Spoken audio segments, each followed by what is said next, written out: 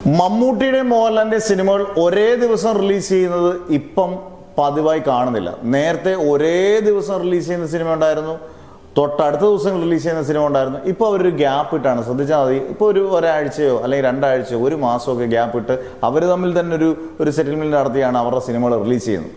എന്നാൽ ഇപ്പോൾ ഒരു വ്യത്യാസം വരുന്നത്, ഇവർ അഭിനയിച്ച മലയാള സിനിമകളല്ല, രണ്ട് തമിഴ് സിനിമകൾ നേർക്ക് നേർ വരാൻ പോകുന്നു. ഒന്ന് ജയിലർ 2. നമുക്കറിയാം ജയിലർ 1 സൃഷ്ടിച്ച ഓളം നിസാരമൊന്നുമല്ല.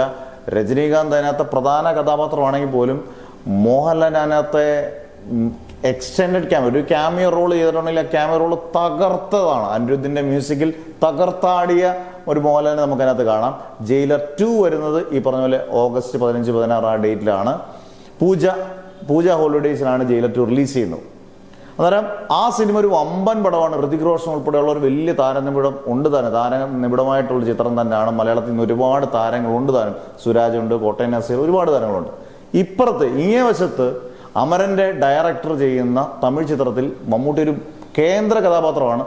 ധനുഷാണ് അതിനകത്തെ നായകൻ. ഓം എന്നാണ് ചിത്രത്തിന്റെ പേര്. ഇതും ഈ പൂജ അവധിക്ക് തന്നെ റിലീസ് ചെയ്യും. അതായത് ഒരു ദിവസം ഇടവേളകളിലായിരിക്കും ഈ രണ്ട് സിനിമയും റിലീസ് ചെയ്യുന്നത്. ധനുഷ് കേന്ദ്ര കഥാപാത്രമായിട്ട് നായകനായിട്ടാണെങ്കിൽ പോലും എനിക്കൊന്ന് മമ്മൂട്ടിയുടെ കിട്ടില്ല ക്യാരക്ടർ ആയിരിക്കും ചിലപ്പോൾ ആ സിനിമ. അങ്ങനെയാണെങ്കിൽ ആ സിനിമയെ മോശമാകാനുള്ള വഴിയില്ല. ഈ രണ്ട് സിനിമകളും നന്നാകട്ടെ എന്ന് വെക്കാം. ഏതായാലും ജയിലർ 2 കിട്ടുന്ന ഒരു ഇനീഷ്യൽ പുള്ള ഒരിക്കലും ധനുഷ് മമ്മൂട്ടി ചിത്രത്തിന് കിട്ടാൻ ചാൻസ് ഇല്ല. പിന്നെ മികച്ച സിനിമ ഏതാണോ അത് ഗംഭീരമായിട്ട് കൊടുക്കും.